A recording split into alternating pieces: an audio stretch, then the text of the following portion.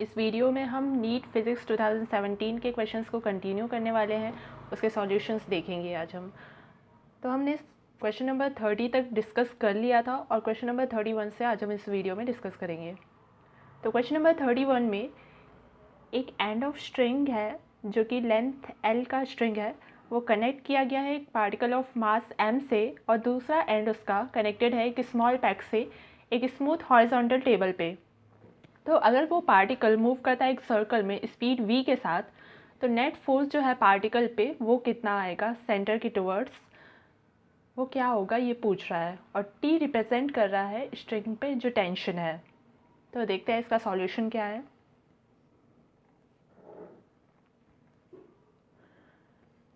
ये chapter circular motion से है और ये फॉर्मूला कॉपी में फिज़िक्स 11th के पेज 21 पे मिल जाएगा। फॉर्मूला कॉपी और नोट्स आप लिंक में देख सकते हैं, वीडियो के डिस्क्रिप्शन के लिंक में आपको फॉर्मूला कॉपी और नोट्स मिल जाएंगे।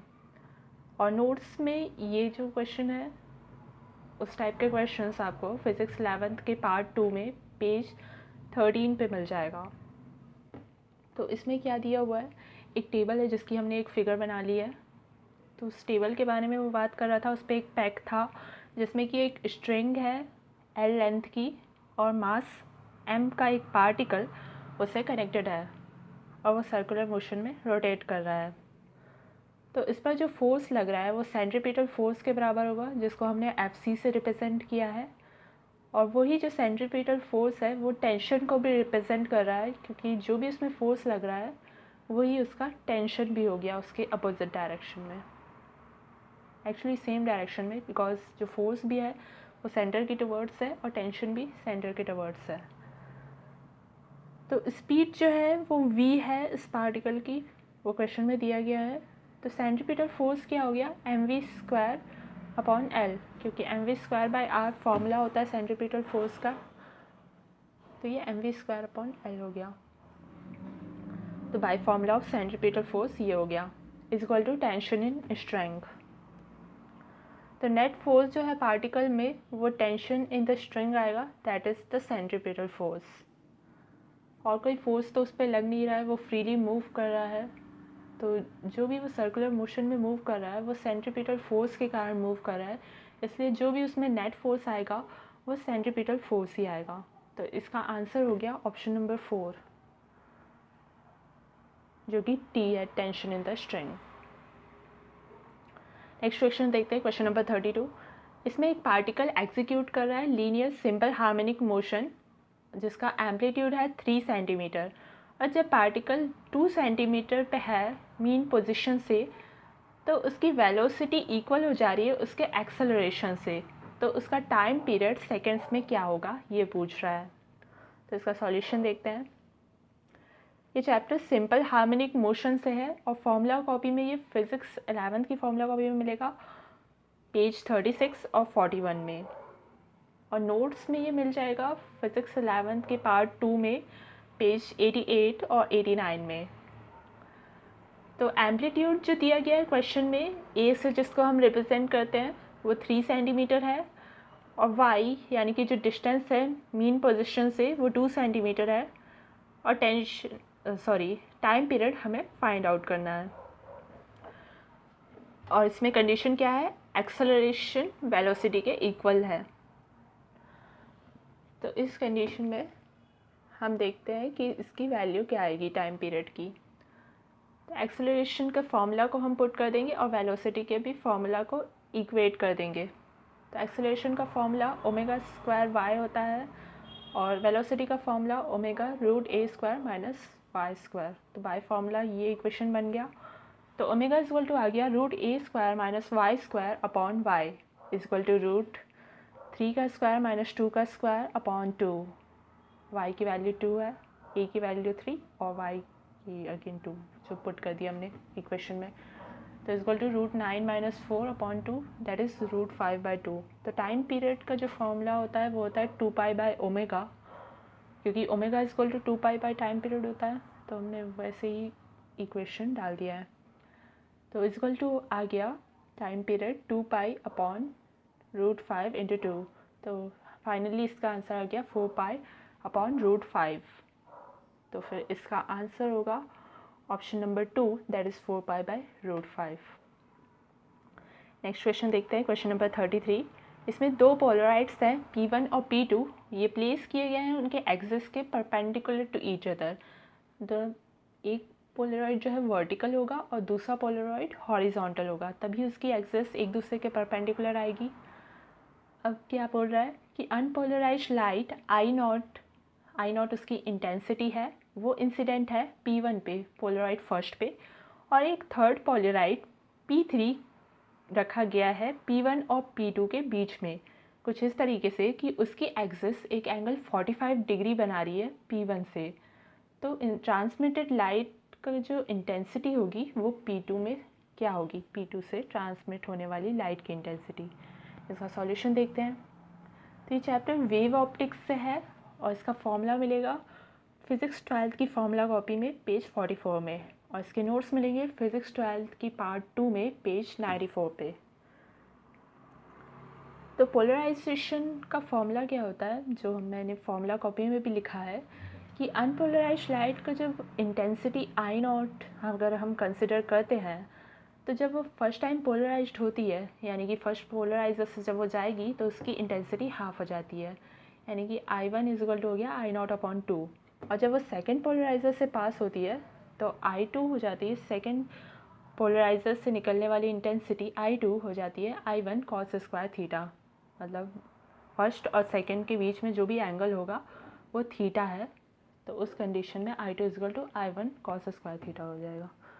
और थर्ड पोलराइजर से वैसे ही I3 equal to I2 cos square theta हो जाएगा, जिसमें कि थीटा वो है सेकेंड और थर्ड पोलराइजर के एक्सिस के बीच का एंगल। तो इसी तरीके से बाकी पोलराइजर से निकलने वाली लाइट की इंटेंसिटी को भी हम निकाल सकते हैं। ऐसे ही एक एक करके हम सीक्वेंस बढ़ाते जाएंगे। तो क्वेश्चन में क्या है, जो फर्स्ट पोलराइजर P1 है उससे परपेंडिकुलर P2 के पोलराइज़र की एक्सिस है, तो यानी कि एक पोलराइज़र वर्टिकल हो गया P1 और दूसरा पोलराइज़र P2 हॉरिजॉन्टल हो गया। अब यहाँ पे P1 और P2 के बीच में P3 रखा गया है और उसकी एक्सिस जो है फर्स्ट वाले पोलराइज़र से 45 डिग्री एंगल बना रही है, तो सेकंड वाले पोलराइज़र से भी वो डेफिनेटली 45 डिग्री एंगल बनाएगी, क्योंकि दोनों के बीच का जो एंगल है उसके बीच से वो जा रही है थर्ड पोलराइज P3 की जो एक्सिस है वो।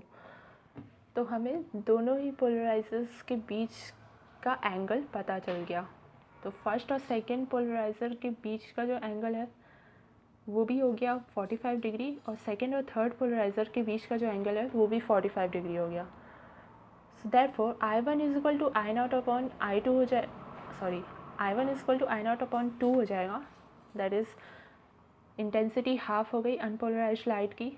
I0 जो है अनपोलराइज्ड लाइट की इंटेंसिटी थी, और I2 क्या हो जाएगा I1 cos square theta, that is I2/2 cos square 45 degree, क्योंकि 45 डिग्री P1 और P3 के बीच का एंगल है। और नेक्स्ट I2/2 इंटू हाफ हो जाएगा, क्योंकि cos 45 डिग्री 1/√2 होता है, तो इसका आंसर आ गया I0/4।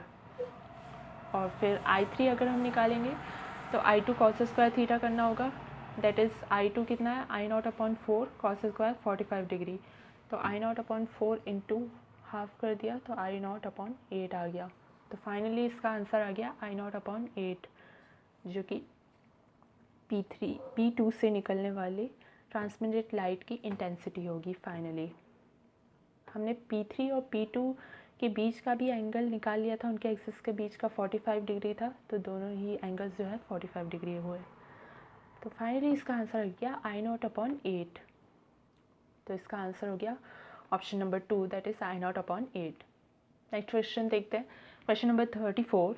इसमें बल्क मॉड्यूलस जो है एक स्फेरिकल ऑब्जेक्ट का वो B है, और अगर इसे सब्जेक्ट किया जाता है यूनिफॉर्म प्रेशर P से तो फ्रैक्शनल डिक्रीज़ क्या होगा रेडियस में, ये पूछ रहा है। तो देखते हैं इसका सॉल्यूशन। ये चैप्टर प्रॉपर्टीज़ ऑफ मैटर से है और इसके इलास्टिसिटी सेक्शन से, और यूनिट एंड डायमेंशंस का भी इसका थोड़ा सा यूज़ है, लेकिन आप ऐसे ही समझ सकते हो उसके बिना भी। फॉर्मूला इसका फिज़िक्स 11th के पेज 8 और 60 में मिल जाएगा, और नोट्स में ये फिज़िक्स 11th के पार्ट 2 में पेज 140 पे मिल जाएगा। मेनली वैसे ये फॉर्मूला बेस्ड है, तो इसमें नोट्स का कुछ काम नहीं है। तो बल्क मॉड्यूलस क्या होता है, डेल वी अपॉन वी। तो डेल वी अपॉन वी क्या है, चेंज इन वॉल्यूम है, फ्रैक्शनल चेंज इन वॉल्यूम। और del V upon V is equal to होता है 3 डेल आर बाई आर, क्योंकि जो v है वो डायरेक्टली प्रोपोर्शनल होता है आर क्यूब के। वॉल्यूम डायरेक्टली प्रोपोर्शनल होगा रेडियस के क्यूब के in case of an spherical object, क्योंकि 4 पाई आर क्यूब इसके वॉल्यूम का फॉर्मूला होता है। तो देयरफॉर चेंज इन वॉल्यूम यानी कि फ्रैक्शनल चेंज जो वॉल्यूम है del V upon V is equal to 3 del R by R हो जाएगा, फ्रैक्शनल चेंज इन रेडियस। ये यूनिट एंड डायमेंशन में आप ये फॉर्मूला देख सकते हैं कि जब पावर में कोई वैल्यू होती है तो वो अगर फ्रैक्शनल चेंज में ली जाए तो उसे मल्टीप्लाई कर देते हैं, जैसे कि रेडियस के केस में हमने 3 को मल्टीप्लाई कर दिया पावर वाली वैल्यू को। तो देयरफॉर बल्क मॉड्यूलस जो हो जाएगा -p/3 del r by r हो जाएगा। तो minus del r by r यानी कि चेंज इन रेडियस जो आ गया वो आ गया p/3b। तो फ्रैक्शनल डिक्रीज इन रेडियस हमने निकाल लिया p/3b। तो इसका आंसर हो जाएगा option number 3, that is p/3b। Next question 35 देखते हैं। एक इलेक्ट्रोमैग्नेटिक वेव है फ्री स्पेस में और root mean square value electric field की है क्या, ERMS is equal to 6 volt per metre. तो पीक वैल्यू मैग्नेटिक फील्ड की क्या होगी, इसका सॉल्यूशन देखते हैं।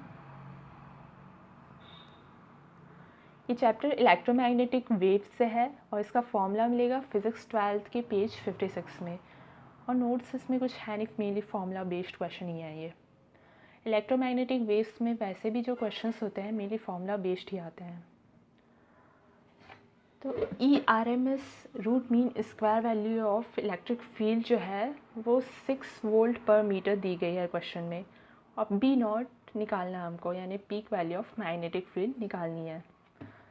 तो by formula E0 by B0 is equal to C होता है। E0 क्या है यहाँ पे, पीक इलेक्ट्रिक फील्ड की वैल्यू, B0 है पीक मैग्नेटिक फील्ड की वैल्यू, और C है स्पीड ऑफ लाइट। और ERMS क्या होता है, root mean square value of electric field क्या होता है, पीक वैल्यू अपॉन √2, ये भी बाय फॉर्मूला होता है। तो therefore E0 by B0 is equal to C क्या हो गया, ERMS into √2 upon B0 is equal to C। तो B0 इज इक्वल टू क्या आ गया, ERMS की वैल्यू दी हुई थी तो उसको हमने पुट कर दिया 6√2 अपॉन स्पीड ऑफ लाइट की वैल्यू को पुट कर दिया 3 इंटू 10⁸ मीटर पर सेकेंड होती है।